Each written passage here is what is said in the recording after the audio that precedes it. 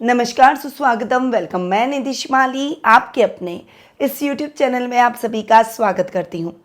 आज मैं आपके सामने मकर राशि वालों के लिए राहु के राशि परिवर्तन की जानकारी लेकर उपस्थित हुई हूँ। और राहु और केतु जो कि वर्तमान में अपनी सम राशियाँ मेष और तुला में विराजमान हैं और 30 अक्टूबर को वे अपनी सम राशियां मीन और कन्या में दोपहर 2:13 पर प्रवेश कर जाएंगे। उसके पश्चात लगभग 18 महीने यानी 1.5 वर्ष तक वे मीन और कन्या राशि में ही विराजमान रहेंगे। 18 मई 2025 को शाम 4:35 पर वे मीन राशि से कुंभ में और कन्या राशि से सिंह राशि में प्रवेश कर जाएंगे। तो राहु और केतु का ये जो राशि परिवर्तन है ये सभी के लिए बहुत ही इंपॉर्टेंट है, क्योंकि लगभग 18 माह यानी 1.5 वर्ष तक ये एक ही राशि में गोचर करते हैं। और ये जो 12 राशियों का चक्र इनका होता है ये 18 वर्ष में पूरा होता है। अब राहु और केतु की थोड़ी सी जानकारी आपको जानना बेहद आवश्यक है कि ये छाया ग्रह होते हुए भी इतने पावरफुल क्यों हैं। राहु और केतु की उत्पत्ति के बारे में हर व्यक्ति को पता है। स्वर्ण भानु नामक राक्षस जिसने देवताओं के बीच में भेष बदलकर अमृत पान कर लिया था, भगवान विष्णु ने कुपित होकर सुदर्शन चक्र से उसका गला काट दिया था और उसके बाद राहु और केतु ग्रहों की उत्पत्ति हुई थी। पर यह स्वर्ण भानु कौन था, किस वंश से था? तो स्वर्ण भानु के दादा थे कश्यप ऋषि और कश्यप ऋषि ब्रह्मा जी की संतान थे। इसीलिए राहु और केतु छाया ग्रह होते हुए भी बहुत पावरफुल ग्रहों की श्रेणी में आते हैं। इन्हें वक्री ग्रह भी कहते हैं। सब ग्रह जहां सीधी चाल चलते हैं ये हमेशा उल्टी चाल चलते हैं। यानी राहु की बात करूं तो पहले मेष में, फिर मीन में, फिर कुंभ में, यानी उल्टा चक्र चलाते हैं, ये उल्टा गोचर भ्रमण करते हैं। राहु, केतु और शनि इन तीनों को पाप ग्रहों या क्रूर ग्रहों की श्रेणी में रखा गया है और इन तीनों का एक अनोखा संबंध भी है। शनि छाया पुत्र है और राहु केतु छाया ग्रह है। परंतु क्या ये पाप और क्रूर ग्रह हैं? हम मनुष्यों ने ही इन्हें पाप और क्रूर ग्रहों की संज्ञा दी है, परंतु वास्तविकता में ये हमारे पाप और हमारे कुकर्मों का हिसाब हमें देते हैं। और इस जन्म में हम इन्हीं ग्रहों के डर से सत्कर्मों पर आगे बढ़ते हैं, कुकर्म करने से डरते हैं। ये व्यक्ति के जीवन के कर्मों को बैलेंस करने का हिसाब रखते हैं। और जहां तक कहूं राहु और केतु की बात, तो ये व्यक्ति को अचानक से परिणाम दिलवाते हैं। जहां बैठते हैं उस स्थान के हिसाब से वो रिजल्ट देते हैं। अब राहु और केतु में कंपैरिजन करें तो ज्योतिष में हमेशा ज्यादा चर्चा राहु की होती है, क्योंकि राहु का मुख है तो उसकी आंखें भी है और उसका दिमाग है। राहु बहुत इंपल्सिव ग्रह है, अग्रेसिव ग्रह है, छोड़ता नहीं है, बदला लेना जानता है, दिमाग से सोचता है, अचानक क्रियाएं करवाता है, व्यक्ति के माइंड को बैलेंस करने का काम करता है। वहीं केतु के पास में हार्ट है, उसके पास दृष्टि नहीं है और उसे क्षमा करना भी आता है। इसीलिए हमेशा चर्चा राहु की जाती है। यहां पर मैं भी आपके सामने आज मकर राशि वालों के लिए राहु के राशि परिवर्तन की चर्चा करूंगी। और इस चर्चा को आरंभ करने से पहले आपको बता दूं कि ये जो मैं आपको राशि परिवर्तन की जानकारी दे रही हूं ये चंद्र गणनाओं पर आधारित है और आप इसे मकर लग्न और मकर राशि दोनों के हिसाब से देख सकते हैं। अब तक सबसे रिलैक्सिंग बात सभी राशियों के लिए यह है कि अब तक राहु और गुरु का चांडाल योग जो बना हुआ था वो अब समाप्त हो जाएगा। शनि के ऊपर से राहु की दृष्टि भी हट जाएगी, जो कि राहु को और भी ज्यादा अग्रेसिव बना रही थी। परंतु राहु आकर बैठे हैं वापस गुरु के ही स्वामित्व वाली राशि में। पर आपको एक बात और बताना चाहूंगी कि शनि, राहु और केतु क्रूर ग्रह होते हुए भी अगर गुरु की राशि में बैठते हैं तो वे थोड़ी सी अपनी क्रूरता कम रखते हैं, थोड़ा नेगेटिव रिजल्ट उनके कम रहते हैं, क्योंकि गुरु देवताओं के देवगुरु बृहस्पति हैं और देवगुरु का सम्मान ये ग्रह भी करते हैं।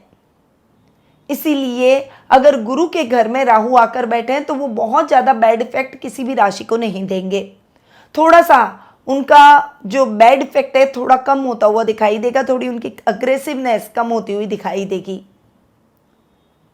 पर क्विक रिजल्ट देने वाले, व्यक्ति के माइंड को ट्विस्ट कर देने वाले, अचानक से उसको रिजल्ट दिलवाने वाले राहु ग्रह हैं।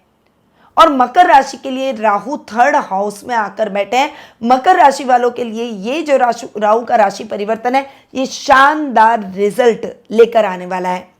बहुत ही शानदार रिजल्ट आपको मिलने वाला है। खासकर राजनीति से जुड़े हुए लोगों के लिए तो ये समय शानदार परिणामों से भरा रहेगा, क्योंकि राहु राजनीति करवाता है और राजनीति के घर में ही बैठा है। 3rd हाउस से हम राजनीति को देखते हैं, उस घर में ही राहु बैठा है। तो राजनेताओं के लिए तो ये समय शानदार प्रसिद्धि का रहेगा, बड़ा पद मिल सकता है, जनता के आप प्रिय बन सकते हैं। वोट का भी टाइम अब आ ही रहा है, इलेक्शन का टाइम आ रहा है, तो जिनकी भी मकर राशि है वे राजनेता खुश हो जाए, थोड़ा सा अपने काम को और तेज, अपनी मेहनत को, अपने प्रयासों को तेज कर ले, क्योंकि इस बार आपको टिकट मिल सकता है। इस बार आपको जनता के वोट भी अच्छे खासे आ सकते हैं, प्रयास आपको ही करने पड़ेंगे। अब यहां पर बैठकर राहु छोटे भाई बहनों से आपके रिलेशनशिप को भी और मजबूत करता हुआ दिखाई देगा। आपके जो शत्रु हैं उनका नाश करेगा, आपकी मनोकामनाओं को, आपकी इच्छाओं को पूर्ण करेगा। अगर आपने कुछ दिमाग में थॉट लेकर आ गया है कि मेरे को ये करना है, अब मेरे को ऐसे आगे बढ़ना है, तो अगर आपने सोच लिया है तो राहु आपकी इस इच्छा को पूर्ण करने में सहायता करेंगे। पर प्रयास तो आपको ही करने पड़ेंगे। मैंने हमेशा बोला है कर्म प्रधान बनिए, क्योंकि कर्म के दम पर हम ग्रहों की नकारात्मकता को भी सकारात्मकता में बदल सकते हैं। तो राहु 3rd हाउस में आपको पैतृक संपत्ति संबंधी विवादों का निपटारा करा देगा, पैतृक संपत्ति दिलवा देगा, रिश्तों में प्रेम और माधुर्य को स्थापित कर देगा, रूठे हुए रिश्तों को मना देगा, सामाजिक मान सम्मान को बढ़ा देगा, राजनीति में वर्चस्व को दिला देगा। यानी ओवरऑल राहु यहां पर बैठकर मकर राशि वालों के लिए शानदार रिजल्ट लेकर आए हैं। शनि वैसे भी आपके राशि स्वामी है, जो कि बहुत अच्छी पोजीशन में बैठे हैं, और अब राहु भी बहुत अच्छी पोजीशन में आ गए, इसलिए ये समय तो आपका ही है, आप समझिए। कहते हैं ना अपना टाइम कब आएगा, तो अब आपका टाइम आ चुका है। तो आप इस समय का किस प्रकार से सदुपयोग करते हैं ये आप पर निर्भर है। अब राहु की दृष्टियों की बात करूं तो राहु की 5वीं दृष्टि आपके 7वें भाव पर पड़ रही है। अगर मैरिटल कोई प्रॉब्लम चल रही है तो वो प्रॉब्लम बढ़ सकती है, थोड़ा सा केयरफुल हो जाए। पर यदि कोई आपके तलाक जैसे केसेस चल रहे हैं या इस प्रकार की कोई कार्रवाई चल रही है तो तलाक हो जाएगा। लव रिलेशनशिप में भी आपको बहुत ज़्यादा समझदारी से काम लेना होगा। ऐसा कुछ काम मत कीजिए कि अच्छी खासी रिलेशनशिप खंडित हो जाए, यानी टूट जाए। पार्टनरशिप में बहुत ज़्यादा ध्यान देकर आगे बढ़ने की आवश्यकता है। व्यापारी वर्ग को पार्टनरशिप में ध्यान देना होगा। व्यापार में अगर नया काम शुरू कर रहे हैं तो पार्टनरशिप में ना करें, और अगर पार्टनरशिप में कर लिया है तो पार्टनर के साथ में मिलकर उनके इस बात पर ध्यान देते हुए एक दूसरे के साथ तालमेल बनाते हुए आगे बढ़िए, अन्यथा पार्टनरशिप खंडित हो सकती है। पर पार्टनरशिप करने से पहले अपने पार्टनर के बारे में पुनर्विचार जरूर करें। अब राहु की 7वीं दृष्टि की बात करें तो भाग्य स्थान पर पड़ रही है। कर्म प्रधान बनना होगा, भाग्य के भरोसे ना बैठे, अपने काम को तेज कर लें। अधूरे पड़े हुए कार्यों को 1 बाय 1 पहले पूरा करके ही नए कार्य करें, वरना अधूरे काम लंबे हो जाएंगे और उनकी लिस्ट लंबी होती चली जाएगी। यहाँ राहु आपको धर्म कर्म के कार्यों से भी जोड़ेगा, आध्यात्मिकता से जोड़ेगा, साथ ही मानव सेवा, जन कल्याण जैसे कार्यों से जोड़ता हुआ दिखाई देगा।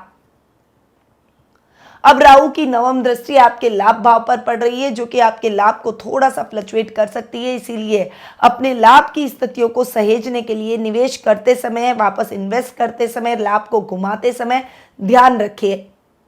खासकर बिजनेस करने वाले लोगों के लिए ये समय थोड़ा सा लाभ को सहेज कर आगे बढ़ने का है, कैलकुलेटिव होकर चलने का है। कुल मिला के मैन्युफैक्चरर्स के लिए, बड़ी इंडस्ट्री के स्वामी जो हैं, वो उन लोगों को बहुत ज़्यादा ध्यान देकर आगे बढ़ना होगा। जल्दबाजी में कुछ भी ना करें। तो अब ये हैं राहु के रिजल्ट मकर राशि के लिए, जो कि बहुत ही अच्छे हैं। अब आते हैं कुछ उपायों पर कि राहु को मजबूत करने के लिए आपको क्या करना है ताकि राहु की पावर बढ़े और इस समय राहु आपको बेटर से बेस्ट रिजल्ट तक पहुंचा सके। तो राहु को मजबूत करने के लिए एक नारियल 11 साबुत बादाम वाले काले वस्त्र में बांधकर बहते हुए जल में प्रवाहित कर दें। साथ ही ओम रा रावे नमः मंत्र का जाप कर सकते हैं। अच्छी क्वालिटी का गोमेद पहन सकते हैं। एक मोर पंख को हमेशा अपने पास रखें। विष्णु सहस्त्र नाम का पाठ करें या फिर रुद्री का पाठ जरूर करें। इससे राहु हमेशा आप पर अपनी कृपा दृष्टि बनाए रखेंगे और राहु के रिजल्ट आपको बहुत ही बेहतर मिलेंगे। पर आप ये ध्यान रखिएगा कि ये रिजल्ट मैंने आपको गोचर की स्थिति के आधार पर बताया है। अब आपकी जन्म कुंडली के अंदर राहु की पोजीशन कैसी है उस पर भी चीजें डिपेंड करेंगी, क्योंकि आपकी जन्म कुंडली का प्रभाव आपके जीवन पर सबसे ज्यादा है। तो अगर आप अपनी पर्सनल जन्म पत्रिका के माध्यम से अपने फ्यूचर से रिलेटेड कुछ प्रश्नों के उत्तर प्राप्त करना चाहते हैं, राहु के इस राशि परिवर्तन का क्या प्रभाव आपको अपनी पर्सनल लाइफ पर देखने को मिलेगा, अगर आप ये जानना चाहते हैं तो आप टेलीफोनिक अपॉइंटमेंट और पर्सनल मीट के माध्यम से मुझसे कुंडली विश्लेषण का लाभ प्राप्त कर सकते हैं।